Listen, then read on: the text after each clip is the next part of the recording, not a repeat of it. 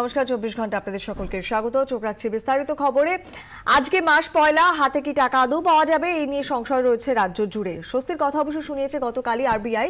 মাসের প্রথম দিন বেতন আর পেনশনের চাহিদা মেটাতে রাজ্যে এসেছে ৫,৫০০ কোটি টাকারও বেশি, আর এতে গ্রাহকদের চাহিদা বেশ খানিকটা মেটানো যাবে বলে আশা।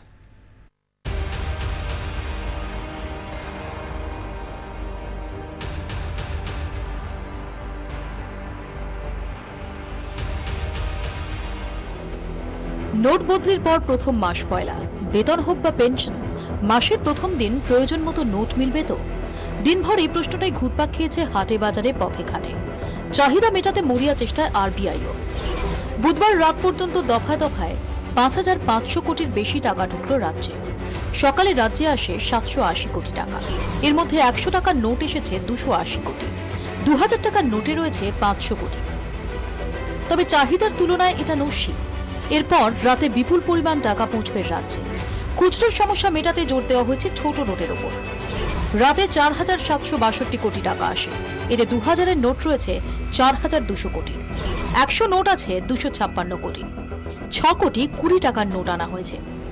বৃহস্পতিবার থেকে বিভিন্ন ব্যাংক আর এটিএম থেকে এই টাকা তোলা যাবে। কেন্দ্রীয় সরকারও আশ্বাস দিয়েছে মাস পয়লার চাহিদা মেটাতে পর্যাপ্ত টাকার বন্দোবস্ত করা হয়েছে। ১ তারিখ থেকে ৭ তারিখের মধ্যে প্রয়োজনীয় টাকা মিলবে ব্যাংক এটিএমে। চাহিদা মতো টাকা পাঠানো হয়েছে সব ব্যাংকে। তবে তাতেও প্রশ্ন থেকে যাচ্ছে। প্রতি মাসে একই হারে টাকা তোলেন না গ্রাহকরা। মাস পয়লা ঠিক কত টাকা বেতন আর পেনশন হিসেবে ওঠে তা নিয়ে নির্দিষ্ট কোনো ডেটাও নেই। ফলে চাহিদা মিটবে কিনা সে প্রশ্ন থাকছে। হিসাব বলছে রাজ্যে মাসে ২০ থেকে ২২,০০০ কোটি টাকা বেতন পেনশন হিসেবে জমা হয়। এর মধ্যে কত টাকা তোলা তার স্পষ্ট কোনো হিসেব নেই। ফলে চাহিদা আর যোগানের যে ফারাক রয়েছে খানিকটা হলেও তা স্পষ্ট। তবে আরবিআই কর্তৃপক্ষের আশা সপ্তাহে ২৪,০০০-এর বেশি তোলা যাচ্ছে না বলে খানিকটা হলেও পরিস্থিতি সামাল দেওয়া যাবে।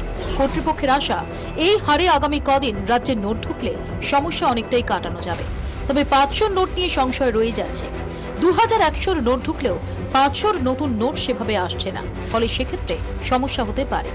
তবে যুদ্ধকালীন তৎপরতায় পরিস্থিতি সামাল দিতে তৎপর হয়েছে আরবিআই। শ্রেয়সী গাঙ্গুলির রিপোর্ট, ২৪ ঘন্টা।